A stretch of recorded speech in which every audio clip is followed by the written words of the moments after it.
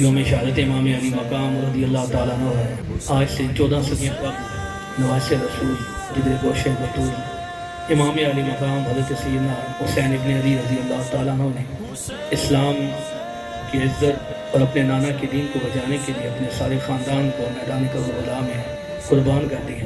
علامہ اقبال فرماتے ہیں قتل حسین اصل مرگ یزید ہے، اسلام زندہ ہوتا ہے ہر کربلا کے بعد۔ تاریخ عالم جو قربانی امام علی مقام نے دی اس کی مثال پیش نہیں کر سکتی کہ مقابلے میں 22,000 کا لشکر اور 72 طن خاندان رسول۔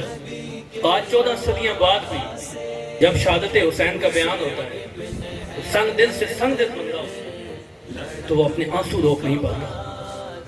صاحب مشکات نے اس حدیث کو نقل کیا، حضرت سیدہ ام فضل آپ فرماتی ہیں کہ میں حضور کے بارگاہ میں حاضر ہوئی، اب آقا رسالت میں کی یا میں نے ایک بڑا خوفناک خواب دیکھا ہے۔ میں نے دیکھا ہے کہ آپ کے جسم مبارک سے ایک گوشت کا ٹکڑا گرا اور اس ٹکڑے کو میں نے اپنی گود میں اٹھا لیا۔ تو رسول اللہ علیہ السلام نے فرمایا کہ ام فضل یہ تو بڑا اچھا خواب ہے، یہ تو میرے بیٹے کی بشارت ہے، خوشخبری ہے، میری بیٹی فاطمہ ان قریب اس کے ایک بیٹا پیدا ہوگا، تو اسے گود میں اٹھائے گی۔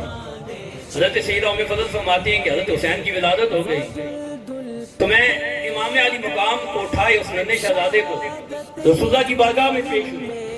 نبی پاک علیہ الصلوۃ والسلام کی آنکھیں اشکبار ہیں، آنسو بہہ رہے ہیں۔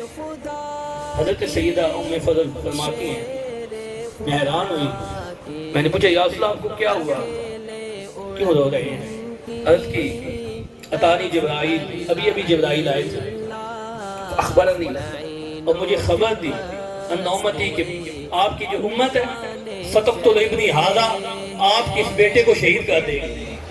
تو میں نے پوچھا الحسین، حسین کو نواسہ رسول کی شہادت کی خبر، رسول اللہ نے اپنے نواسے کی شہادت کی خبر تو اپنی زندگی میں دے دی تھی۔ تو رسول اللہ علیہ السلام کتنی محبت، کتنا پیار امام علی مقام سے فرمایا کرتے تھے۔ حسن پاک حسین پاک دونوں شہزادوں سے روایت میں آتا ہے کہ حضور علیہ السلام مسجد نبوی میں تشریف فرما ہوئے، عشاء کی نماز کا وقت اقامت ہوئی، تاجدار ختم نبوت مصلی امامت میں آئے اور سجدے میں چلے گئے۔ اور حضرت حسن اور حضرت حسین پاک جب حضور سجدے میں گئے تو آپ کی پشت پر سوار ہو گئے، اور جب یہ شہزادے حضور کی پشت پر سوار ہوئے تو اللہ کے حبیب نے سجدہ لمبا کر دیا، حضور نے سجدہ لمبا کر دیا جب نماز ختم ہوئی۔ اور ایک صحابی فرماتے ہیں کہ میں اپنی ان آنکھوں سے دیکھ رہا تھا کہ جب یہ شہزادے حضور کی پشت پر سوار ہوئے، حضور نے سجدے کو طوالت دے دی، نماز ختم ہو گئی، کافی دیر بعد حضور نے سجدے سے سر اٹھایا۔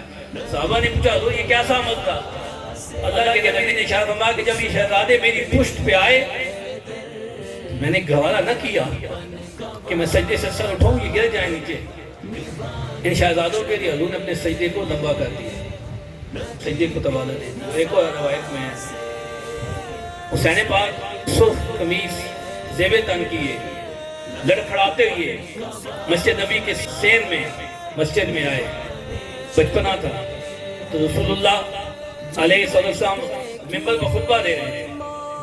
جب آپ نے اپنے شہزادے کو دیکھا تو آپ نے اپنے ممبر کو چھوڑ دیا، خطبہ چھوڑا، سے نیچے آئے اور شہزادے کو اپنے پاس بٹھا لیا، اٹھا لیا۔ حضور نے ارشاد فرمایا کہ اے اللہ جو ان سے محبت کرتا ہے تو اس کو اپنا محبوب بنا دے۔